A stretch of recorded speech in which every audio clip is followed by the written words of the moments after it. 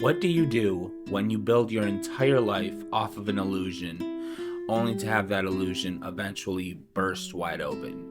I'm Dre, and this is The Midnight Hour.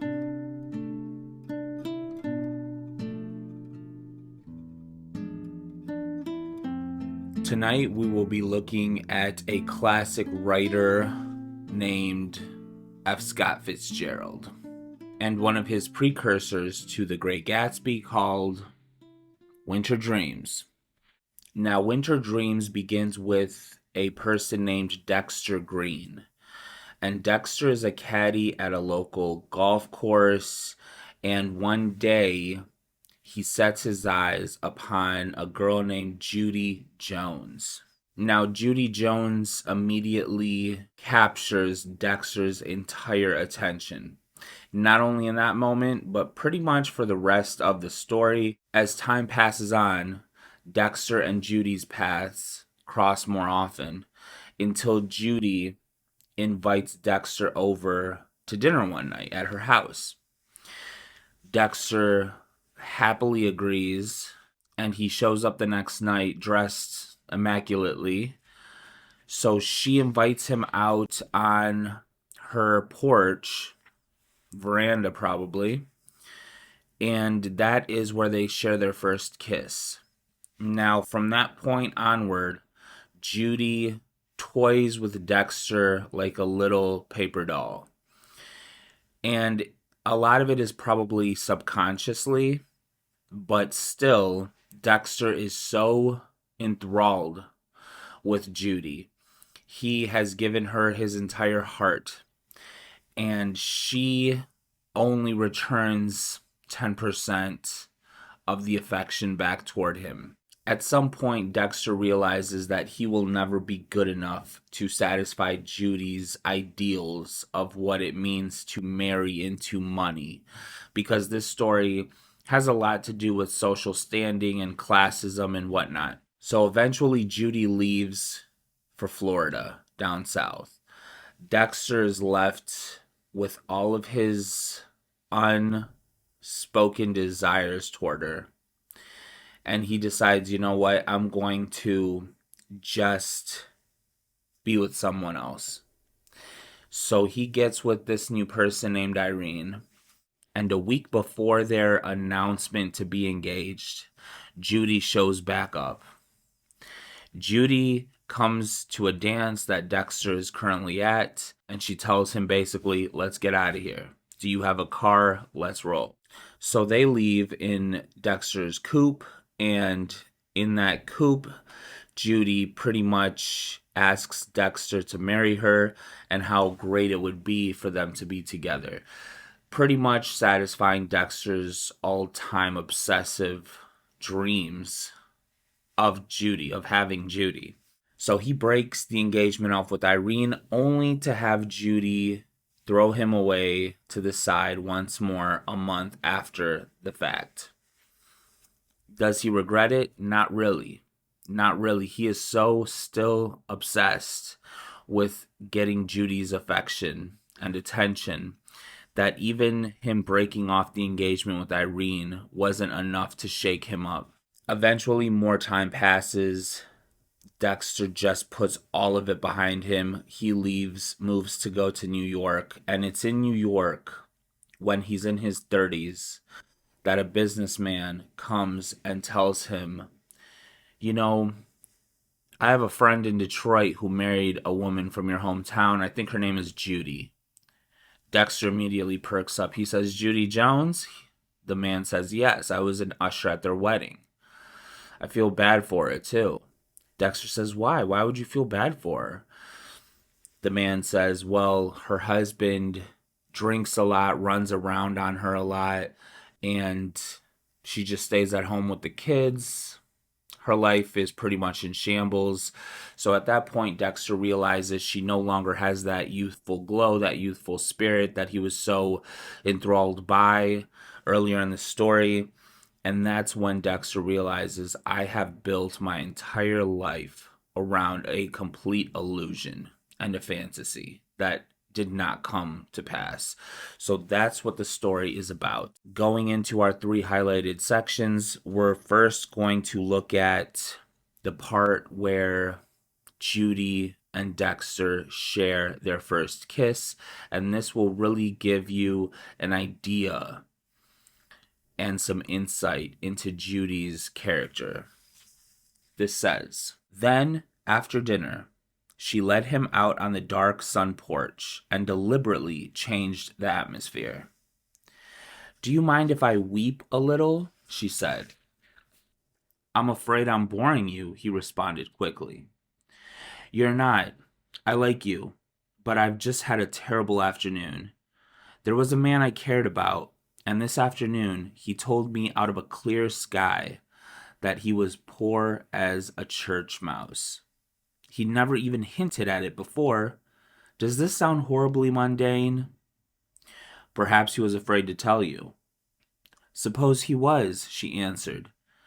'He didn't start right. You see, if I'd thought of him as poor, well, I've been mad about loads of poor men, and fully intended to marry them all. But in this case, I hadn't thought of him that way, and my interest in him wasn't strong enough to survive the shock.' As if a girl calmly informed her fiancé that she was a widow. He might not object to widows, but... Let's start right," she interrupted herself suddenly. "Who are you, anyhow?" For a moment, Dexter hesitated. Then, "I'm nobody," he announced. "My career is largely a matter of futures." "Are you poor?" "No," he said frankly. "I'm probably making more money than any man my age in the Northwest. I know that's an obnoxious remark, but you advised me to start right." There was a pause.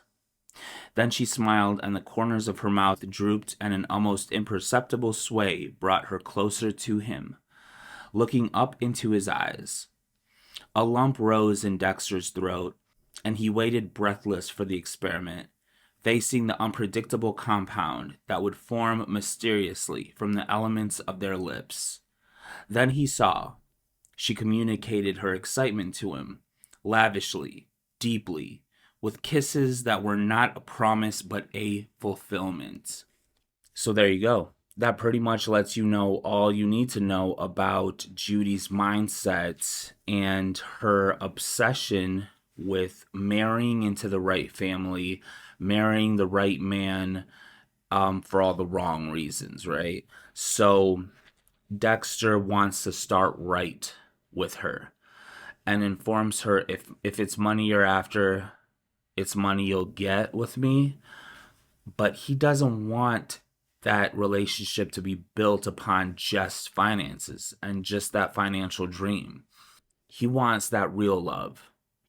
And that's something she probably will never be able to give anybody. The second passage has Dexter lying awake in bed after Judy has left the state to go to Florida, and he has met this new flame named Irene, and he pretty much just thinks about Judy, and it says, "When autumn had come and gone again, it occurred to him that he could not have Judy Jones.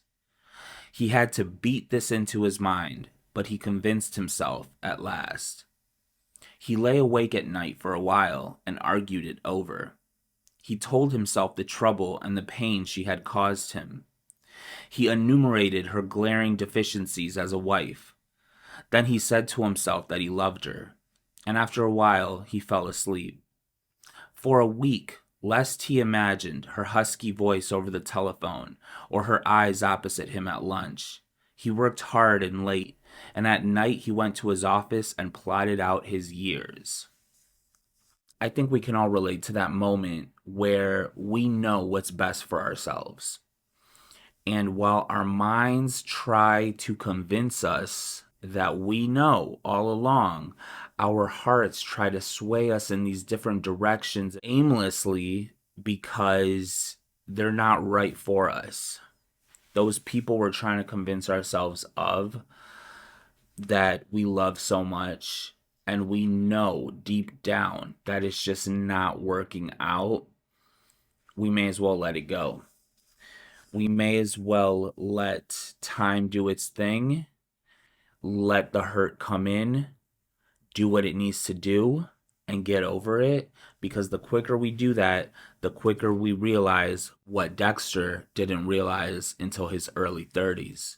Now, for the final highlighted section, we are going to read what Dexter feels after that gentleman in his office in New York City informs him of Judy Jones's eventual demise.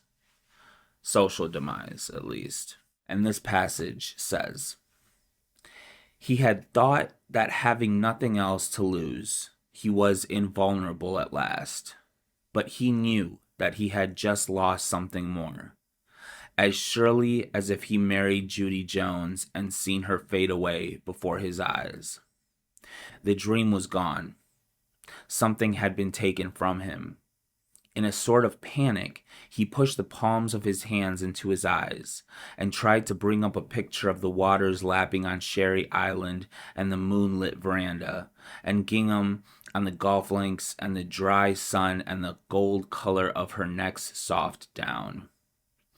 And her mouth damp to his kisses, and her eyes plaintive with melancholy, and her freshness like new fine linen in the morning. Why, these things were no longer in the world.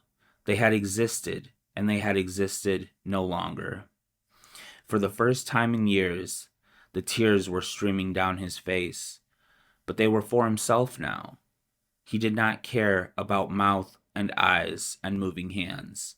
He wanted to care, and he could not care, for he had gone away, and he could never go back anymore. The gates were closed, the sun was gone down, and there was no beauty but the gray beauty of steel that withstands all time."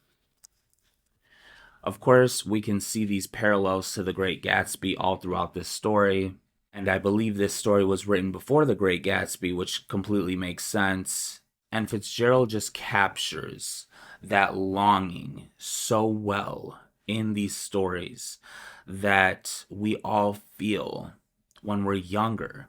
We have this perfect, idealized version of what we want our lives to look like, especially our love lives.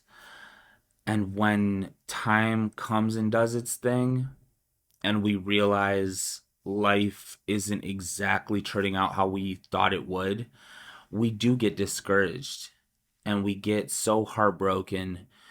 But like I said, the quicker we let time heal us from those inevitable emotional wounds, the quicker we can get past it. And that really brings us into the answer of our introduction's question: what happens when we do build a life based on an illusion and a fantasy? We need to get past it as quickly as possible, because when that bubble bursts, we are left standing by ourselves, with ourselves, and maybe even beside ourselves, in trying to figure out where the time went. Where did those dreams go? Where did those winter dreams go? And we need to get over it. We need to start anew, even if that is at 40 years old, 50 years old, 60, 70. It really doesn't matter, as long as we continue to get back up and dust ourselves off and tell ourselves, tomorrow's a new day, a new life. And that is really the point, I think, of this story. We can ache for things that are long gone in the past, but at the end of the day, the future holds the most promise, not the past. And that's just my summation on it. Next week, we are going to be looking at another type of obsession over materialistic things, but this time it's an obsession of hope for better days and better things to come, even to the point of a house whispering to itself. Like if you felt something, comment if you wrote something, and I will see you next Sunday at the Midnight Hour.